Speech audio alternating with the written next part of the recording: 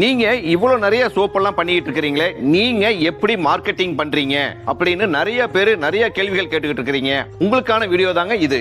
Okay, நாங்க என்ன பண்றோம் அப்படின்னாங்க, நாங்க கிட்டத்தட்ட ஒரு 10-15 விதமான சோப்பு நாங்க தயார் பண்ணிக்கிட்டு இருக்கிறோங்க.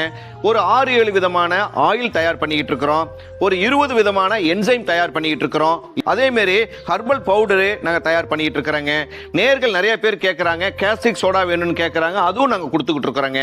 அதுக்கு அடுத்தது பாருங்க, சோப்பு மோல்டு, புரியுதுங்களா, சீப் அண்ட் பெஸ்டா நாங்க கொடுத்துக்கிட்டு இருக்கிறோம். நேர்களுக்கு பூரா பாருங்க, எந்த ஒரு ப்ராடக்ட் நம்ம உற்பத்தி பண்ணினாலும் அந்த உற்பத்தி பண்ற நிறுவனத்தோட பங்கு வெறும் 10% தாங்க.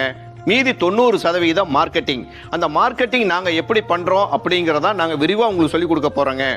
ஒரு பொருளுக்கு ரீசனபிள் ரேட் இருக்கணும், ப்ராஃபிட் இருக்கணும், ரீசனபிள் ரேட்டா இருக்கணும். ஓகே, அதுக்கு அடுத்தது பாத்தீங்க அப்படின்னா உங்களுக்கு சர்வீஸ் நல்லா இருக்கணுங்க. சர்வீஸ் உங்களுக்கு எந்தவித தங்குதடை இல்லாம வந்து சேரணும். சரிங்க, சர்வீஸ் நல்லா இருக்கணும், ரேட் இருக்கணும், அதுக்கப்புறமேலுங்க குவாலிட்டி இருக்கணுங்க.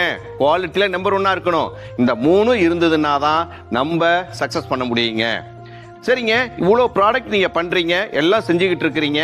அதனுடைய மார்க்கெட்டிங் டிப்ஸ் ஒன்னொன்னா நாங்க சொல்லிட்டு வர்றோம். அதனால நம்ம சேனலை லைக் பண்ணுங்க, கமெண்ட் பண்ணுங்க, ஷேர் பண்ணுங்க, மறக்காம சப்ஸ்கிரைப் பண்ணுங்க.